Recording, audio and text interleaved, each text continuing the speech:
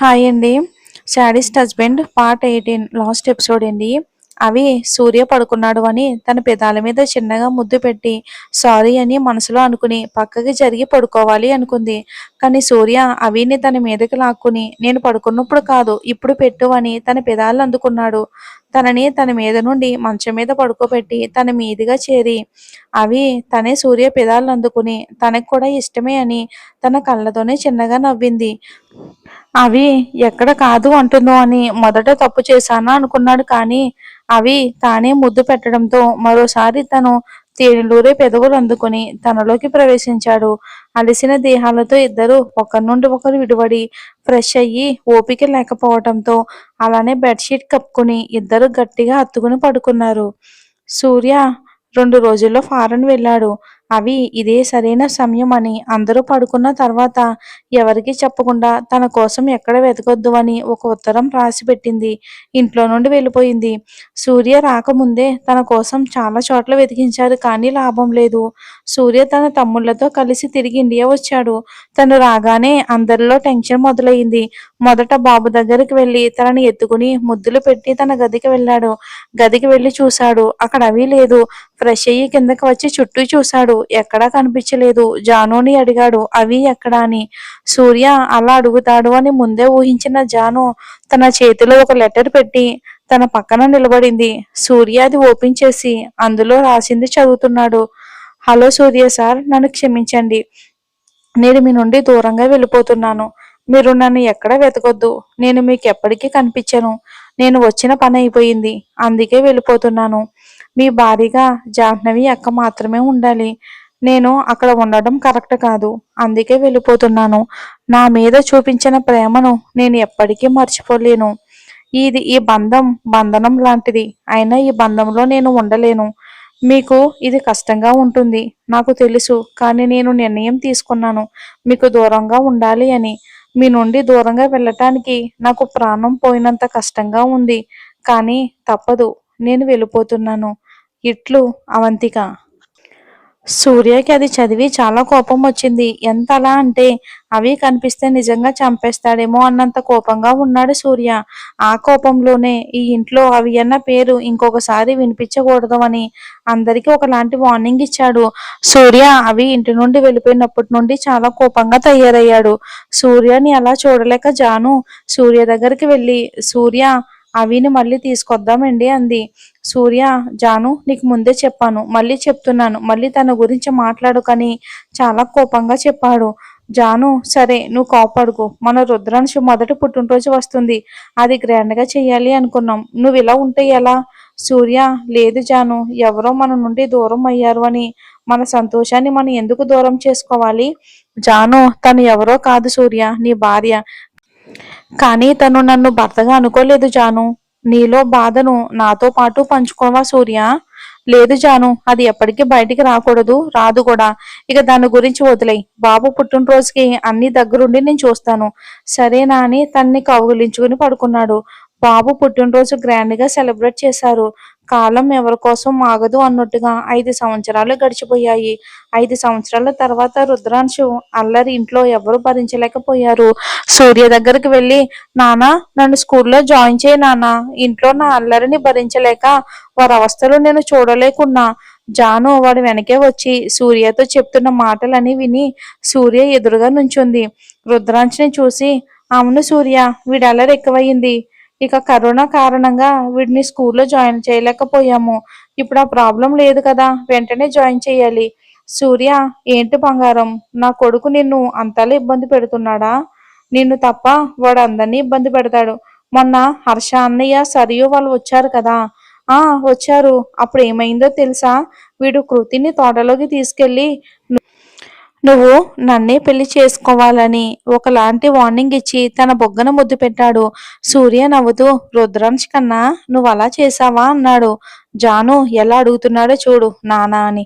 కృతి నాకు బాగా నచ్చింది నాన్న, అందుకే ముందుగా తన్ని లైన్లో పెడుతున్నాను. సూర్య, తప్పులేదు కానీ మీరు చాలా పెద్దవాళ్ళు అవ్వాలి. అప్పుడు హర్షమామతో నేను మాట్లాడతాను. సరేనా నాన్న? జాను, నువ్వు పిల్లాడికి చెప్పే మాటలు ఇవా? ఇప్పుడు ఉన్న ఆలోచనలు రేపు ఉండవు కదా జాను. నేను వాడి మీద కోప్పడి వాడు ఏడుస్తూ ఉంటే చూడలేను. అందుకే ఇలా అంటున్నాను. సూర్య, జాను, మనం బయటికి వెళ్దాం. చాలా రోజులైంది. ఎటైనా వెళ్దాం. సరే, బాబుకు ఇంట్లో ఉంటే ఎప్పుడూ కూడా బోర్ కొడుతుంది కదా. కార్టూను లేదా ఫోన్ చూస్తూనే ఉంటున్నాడు. బయటికి వెళ్తే వాడి మైండ్ సెట్ కూడా మార్పు అవుతుంది. ఎప్పుడు వెళ్దాం? రేపు ఉదయం బయలుదేరదాం. సరే, రేపు ఉదయం ఊటీ వెళ్తున్నాం. సామాన్లు ప్యాక్ చేయి. సూర్య, జాను, రుద్రాంశ్ ముగ్గురు ఉదయం బయలుదేరి సాయంత్రానికి ఊటీ చేరారు. ప్రయాణంలో అలసిపోవటం వలన ముగ్గురు విశ్రాంతి తీసుకున్నారు. మరుసటి రోజు అక్కడ ఉన్న స్థలాలన్నీ చూస్తూ ఉన్నారు. ఒక పార్కులో ఇద్దరు పిల్లలు ఆడుకుంటూ ఉన్నారు. రుద్రాంశ్ కూడా అక్కడే ఆడుతూ వారిని చూశాడు. వారు ఎందుకో గొడవ పడుతూ ఉన్నారు. రుద్రాంశ్ వారిని చూస్తూ ఉన్నాడు. ఎంతసేపటికి వాళ్ళు గొడవ ఆపడమే లేదు. రుద్ర వారి దగ్గరికి వెళ్ళి ఇద్దరు ఎందుకు గొడవ పడుతున్నారు అని అన్నాడు. జానుకి బాబు కనిపించకపోవడంతో సూర్య, రుద్ర ఆడుతూ ఎక్కడికి వెళ్ళాడు. ఎక్కడికి పోడు, ఇక్కడే ఉంటాడు. నువ్వు టెన్షన్ పడుకు, పద చూద్దాం. ఆ చిన్నపిల్లలు నువ్వెవరు అని అడిగారు. నా పేరు రుద్ర అని అన్నాడు. వాళ్ళు పేర్లు చెప్పేలోగా జాను, సూర్య అక్కడికి వచ్చి, రుద్ర, అలా చెప్పకుండా వస్తే ఎలా రుద్ర? అమ్మ, వీళ్ళు ఎందుకో చాలా సేపటి నుండి గొడవ పడుతున్నారు. అందుకే ఇక్కడికి వచ్చాను. ఆ పిల్లల్ని చూసి ఎంత అందంగా ఉన్నారు సూర్య. ఇద్దరూ మన రుద్రలాగే. సూర్య, అవును జాను, వీరిని చూస్తుంటే నాకెందుకో బాగా తెలిసిన వాళ్ళలాగా అనిపిస్తుంది. సూర్య వాళ్ళ దగ్గరికి వెళ్ళి మోకాళ్ళ మీద కూర్చుని మీ పేర్లు ఏంటి అన్నాడు. ఇద్దరి చేతులు పట్టుకుని మేమిద్దరం కవల పిల్లలం. మరి ఎందుకు గొడవ పడుతున్నారు? మేము ఎవరు ముందు పుట్టామో తనని అన్నా అని పిలవమంటున్నాను. కాదు, నువ్వే నన్ను అన్నా అని పిలువు అంటున్నాడు. జాను, అందుకే గొడవ పడుతున్నారా? ఇద్దరు అమ్మని అడగొచ్చు కదా. మేము చాలాసార్లు అడిగాము. అమ్మ నేను చెప్పను అంది. నేను మీ పేర్లు అడిగాను కదా, చెప్పండి అన్నాడు సూర్య. కొత్త వాళ్ళకి పేర్లు చెప్పకూడదని మా అమ్మ చెప్పింది. మీరెవరు అని అన్నారు. మేమిక్కడ ప్లేసెస్ చూడ్డానికి వచ్చాము. తన మా బాబు రుద్రాంశు. మేము తన్ని అన్నయ్య అని పిలవచ్చా? రుద్ర, తప్పకుండా. నాకు అలా పిలవటానికి ఎవరూ లేరు. ఆ పిల్లలు నవ్వుతూ మేము అలానే పిలుస్తాము అని అన్నారు. సరే అయితే నేను మిమ్మల్ని ఎలా పిలవాలి? మీ పేర్లు నాకు తెలియాలి కదా. నా పేరు అయాన్, నా పేరు అర్వి. సూర్యకి వారి పేర్లు విని ఈ పేర్లు నేను ఎక్కడో విన్నాను అని ఆలోచించి జాను వారిని ముద్దు చేస్తుంది. చాలా బాగున్నాయి మీ ఇద్దరి పేర్లు, మీలాగే అందంగా. సూర్య, మీ ఇల్లు ఎక్కడా అని అన్నాడు. వాళ్ళు ఈ పక్కనే అని రుద్ర, అన్నయ్య పద వెళ్దామని తనని తన వెంట తీసుకుని వెళ్లారు.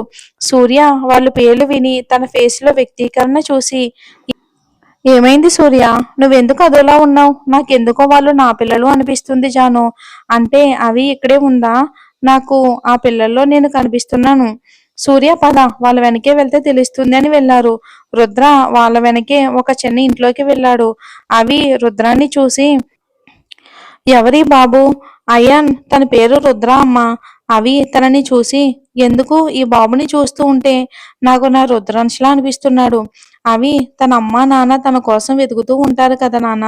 ఇంతలో తన అమ్మా నాన్న కూడా ఇక్కడికే వచ్చారు అన్న వాయిస్ విని అటు చూసింది అవి. తన ఎదురుగా ఉన్న వాళ్ళని చూసి షాక్ అయింది తను. సూర్య, జాను అవిని చూస్తూ ఉన్నారు. తమ ముందు ఉన్నది అవినే కదా అని జాను సూర్యని అడిగింది. సూర్య ఆ పిల్లల దగ్గరికి వెళ్ళి, రుద్ర, వీళ్ళను మనతో మన ఇంటికి తీసుకుని వెళ్దామా అన్నాడు. రుద్ర, తప్పకుండా నాన్న. అయాన్, మీరు మాతో వస్తారా? తను అవి దగ్గరికి వెళ్ళి, అమ్మా అని తన కాళ్ళు చుట్టేశారు. అవి, మనం ఎక్కడికి వెళ్ళం, సరేనా అని అంది. జానుకి పిల్లలను బయటికి తీసుకుని వెళ్ళు అని కళ్ళతోనే చెప్పాడు సూర్య. ఇక రుద్ర, మన ఐస్ క్రీమ్ తిందామా అని ముగ్గురిని బయటికి తీసుకుని వెళ్ళింది. అవి కూడా వాళ్ళతో బయటికి వెళ్తూ ఉంటే తన చెయ్యి పట్టుకుని లోపలికి లాగి తలుపు దగ్గరగా వేసి బోల్ట్ పెట్టి తన్ని కోపంగా చూస్తూ నిలబడ్డాడు. కానీ తనతో ఏమీ మాట్లాడలేదు. అవి, సార్ అది వెంటనే తన చెంప చెల్లుమనిపించాడు. మళ్ళీ నా పిల్లలను నేను ఎక్కడికి పంపను అంది. మళ్ళీ ఇంకొక చెంప మీద కొట్టాడు. ఈసారి తన కింద పడిపోయింది. సూర్య కొట్టిన ఫోర్స్ కి తన చెయ్యి పట్టుకుని లేపి, ఏంటే, నేను నీకెలా కనిపిస్తున్నాను? ఆ రోజు నేను అడిగానా నా దగ్గర ఏమైనా దాస్తున్నావా అని? కానీ నువ్వేం చెప్పావు? నేనేమీ దాయడం లేదు అన్నావు కదా. మరి ఇప్పుడు నా పిల్లల్ని నేను తీసుకుంటాను అంటున్నావు. నేను నిన్ను రమ్మని చెప్పను.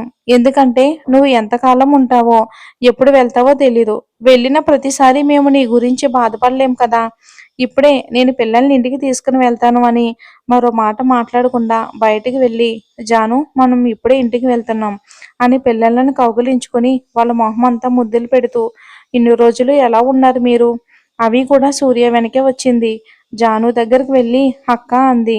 తను ఓ ఇప్పుడు గుర్తొచ్చానా అక్క అని అంది జాను. నేను నీకు చెప్పాను సూర్యని మళ్ళీ పిచ్చివాన్లా చెయ్యొద్దు అని. నువ్వు ప్రెగ్నెంట్ అని కూడా మాకు తెలీదు. ఇక్కడ ఎవరూ లేరు నీకు. డెలివరీ టైంలో ఎంత ఇబ్బంది పడి ఉంటావు. అప్పుడు కూడా మేము నీకు గుర్తుకు రాలేదా? అక్క, నేను మిమ్మల్ని మీ ఇద్దరి మధ్యలో ఉండకూడదు అని వచ్చేసాను. అంతేగాని సూర్య అవి గొంతు పట్టుకుని మేము చెప్పామా నువ్వు మాకు అడ్డుగా ఉన్నావని? సూర్య దయచేసి వదులు, పిల్లలు భయపడతారు. సూర్య అవిని వదిలి పిల్లల దగ్గరికి వెళ్ళి వారిని తీసుకుని గదికి వెళ్ళాడు.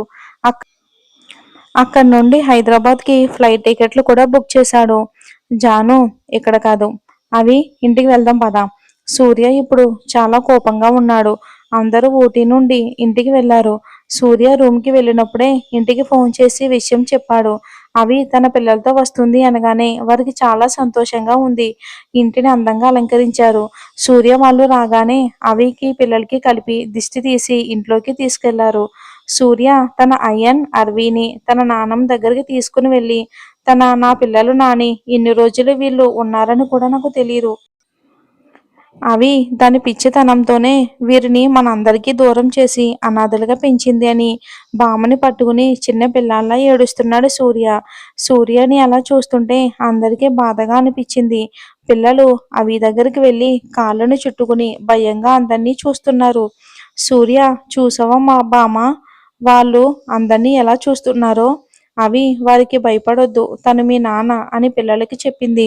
వాళ్ళు సూర్య దగ్గరికి వెళ్ళి కౌగిలించుకుని నాన్న అని ఏడుస్తున్నారు. ఇన్ని రోజులు నువ్వు ఎక్కడికి వెళ్ళిపోయావు నాన్న? నా ఫ్రెండ్స్ వాళ్ళ నాన్నతో కలిసి తిరుగుతున్నప్పుడు మాకు బాధగా అనిపించేది తెలుసా? అమ్మని అడిగితే ఏడ్చేది. అందుకే మేము అమ్మని మళ్ళీ అడగలేదు. సూర్య వాళ్ళని హత్తుకుని మీరు ఎప్పుడు ఇలా ఏడవకూడదు, మీకు అందరూ ఉన్నారు అని అందరినీ పరిచయం చేశాడు. వాళ్ళందరినీ చూసి రుద్ర దగ్గరికి వెళ్ళి అన్నయ్య అని తన దగ్గరికి వెళ్ళి ముగ్గురు కలిసి చాముండేశ్వరి దగ్గరికి వెళ్ళి తన కాళ్ళకు నమస్కరించారు. ఇక సూర్య వాళ్ళ నాన్న బాబాయ్ వాళ్ళని ఎత్తుకుని ముద్దు చేస్తున్నారు. జాను, రుద్ర మీరు వెళ్ళి తోటలో ఆడుకోండి అని బయటికి పంపింది. అవి బామ్మ కాళ్ళు పట్టుకుని నన్ను క్షమించండి బామ్మ, మిమ్మల్ని అందరినీ చాలా బాధ పెట్టాను అని ఏడుస్తుంది. పిచ్చి తల్లి, సూర్య జానుకి అడ్డుగా ఉన్నాను అని అనుకున్నాం, కానీ నువ్వు లేకపోతే వాళ్ళు ఎలా ఉంటారో తెలుసుకోలేకపోయావు తల్లి. దేవుణ్ణి దయ వల్ల మళ్ళీ కనిపించావు, మాకు అదే చాలు. సూర్య, ఇంకా తన మీద కోపంగా ఉండకు. నేను దాని మీద ఎందుకు కోపంగా ఉంటాను నాని? వాళ్ళు నా పిల్లలని తెలిసిన తర్వాత దాని మీద కోపం ఎప్పుడో పోయింది. జాను అవి చేతిని సూర్య చేతిలో పెట్టి, ఇంకా నువ్వు ఎక్కడికి వెళ్ళడానికి వీల్లేదు. సూర్య అవి నుదుటి మీద ముద్దు పెట్టి, ఇంకా వెళ్ళకు, నేను తట్టుకోలేనవి, లేదు ఇంకెక్కడికి వెళ్ళను అని జానుని కౌగలించుకుని క్షమించండి అక్క అని అంది. ఇప్పుడు బాధపడవలసిన సమయం కాదు, అందరూ సంతోషంగా ఉండాలి. ఈ ఇంటి వారసులు వచ్చిన సందర్భంలో అందరూ పార్టీ చేసుకుందామని అంది జాను. సూర్య, కరెక్ట్గా చెప్పావు బంగారం, తప్పకుండా చేసుకుందాం. అవి సూర్య జాను ముగ్గురు రుద్ర అయాన్స్ అర్వి ముగ్గురు పిల్లలతో హ్యాపీగా జీవితం గడుపుతున్నారు. ఇది ఫ్రెండ్స్, స్టోరీ ఇక్కడితో అయిపోయింది. మీకు నచ్చుతుందని ఆశిస్తున్నాను. స్టోరీ నచ్చితే కామెంట్ చేయండి. అలాగే కొత్త స్టోరీ కూడా రన్ అవుతుంది, చూడండి. Thanks for watching.